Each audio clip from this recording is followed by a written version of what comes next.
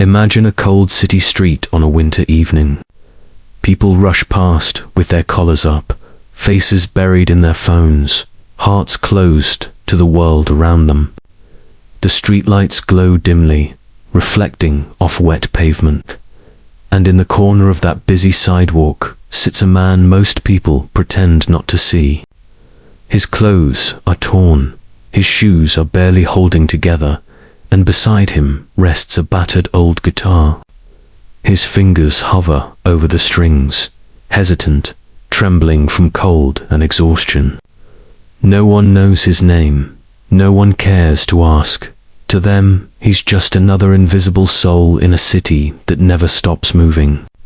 But what if I told you that in this forgotten man lives a voice, not just any voice, but one that could still the noise of the world, one that could bring even the most hardened hearts to tears?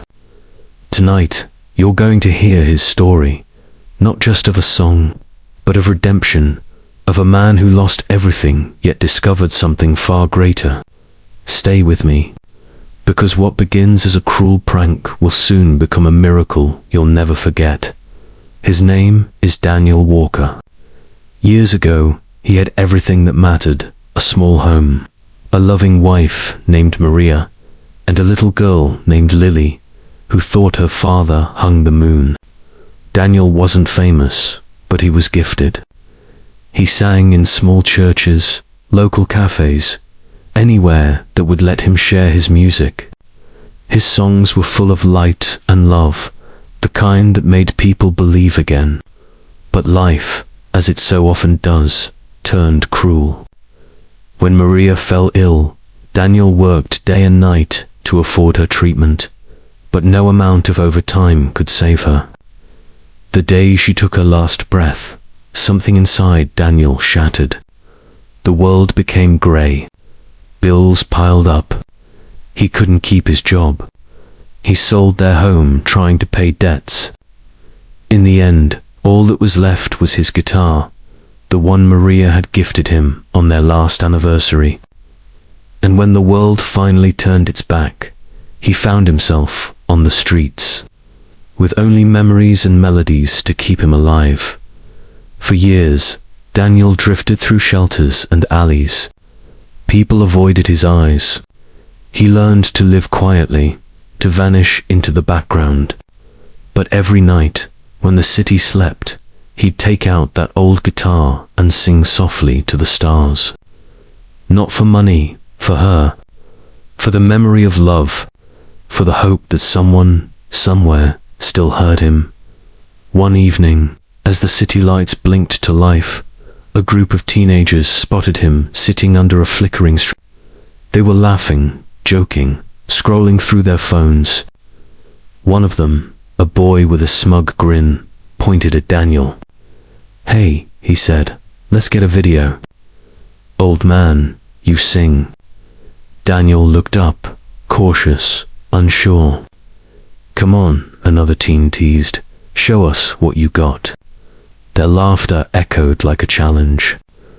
Daniel knew the tone. It wasn't kindness. It was mockery, a prank.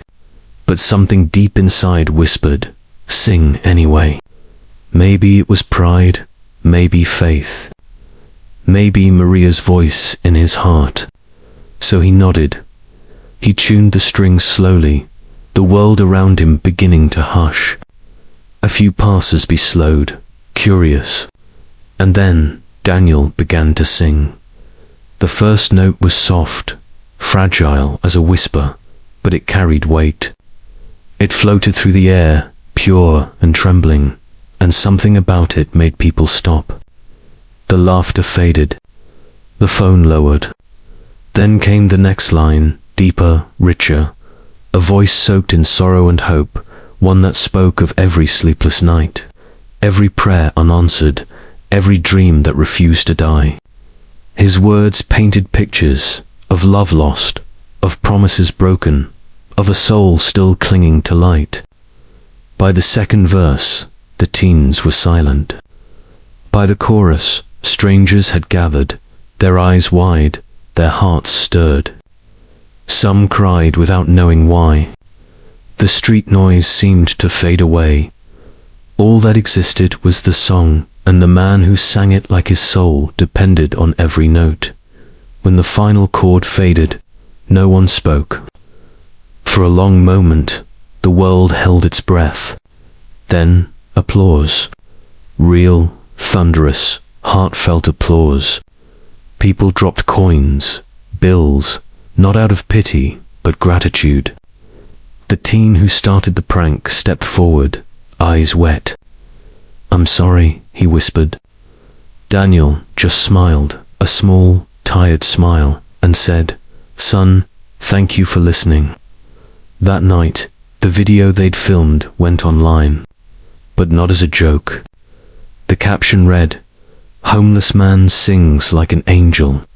Within hours, it spread across the internet. Millions watched, thousands shared. People commented from around the world. His voice gave me chills. I haven't cried in years until now. Someone find this man. But Daniel didn't know any of that. He slept under the same bridge, clutching his guitar, unaware that the world had finally heard him. The next morning, a woman approached. Her name was Grace Carter, a local music teacher. She'd seen the video, and her heart had ached. "You have a gift," she said softly. "Would you come sing for my students?" Daniel hesitated. He hadn't walked into a classroom in years. "I don't know if they'd want to hear me," he murmured. Grace smiled. "I think they need to." The next day, Daniel stood at the front of a noisy high school auditorium. Dozens of teenagers chatted, some curious, some snickering. He looked out at them, heart pounding. For a moment, doubt crept in. But then he closed his eyes, remembered Maria's face, Lily's laughter, and began to play. The room grew still. His song wasn't polished, it was raw, honest, aching with truth. He sang about broken dreams and second chances, about how even when the world turns away, grace can find you in the darkest alley. By the end, many students had tears in their eyes. The same laughter that greeted him was replaced by a standing ovation. A journalist who had followed the viral story wrote an article the next day. From sidewalk to spotlight, the voice that changed a city. Soon, Daniel was invited to sing on local television. When asked what kept him going all those years, he said, "Sometimes you sing to survive. Sometimes you sing so you don't forget who you are." The video brought more than fame. It brought miracles. Among the millions who watched was a young woman in another city, Lily. Grown now, working, still carrying the ache of losing her father. She recognized the voice before she saw the face. She wept as she reached out to the producers. "That's my dad," she said. "Please, help me find him." Their reunion was quiet, trembling, full of tears and long silences. Daniel held her as if afraid she'd vanish. "I'm so sorry," he whispered. "I wanted to come back, but I had nothing." Lily shook her head. "You never lost me, Dad. I never stopped looking." From that day, Daniel's life changed. With the help of Grace and the community, he found a small home. He recorded his first album, songs not of fame, but of faith and resilience.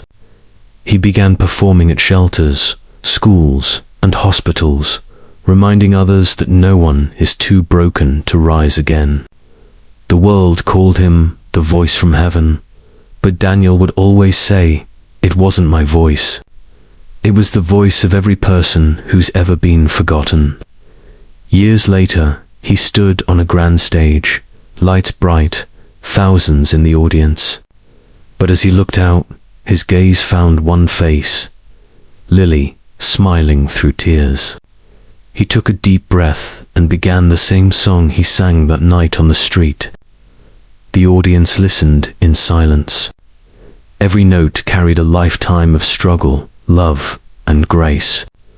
When he finished, the crowd rose, clapping, cheering, crying. But Daniel simply bowed his head, whispering, "Thank you." His story became a reminder for the world. Kindness costs nothing, but it can save a soul. Every person you pass has a story you don't know. Every broken voice can still sing beauty into the world. So tonight, as you listen to this story, remember Daniel. Remember the man whose song turned a prank into a miracle. Remember that in the coldest corners of life, a single act of compassion, even one born of cruelty, can light a fire that never goes out. Because sometimes, the most heavenly voices come from the most forgotten places. And sometimes, the person you ignore today may be the one whose song heals your heart tomorrow. And that, dear listener, is why you must never walk past without listening. The world is full of unheard music, and it's waiting for someone like you to stop and hear it.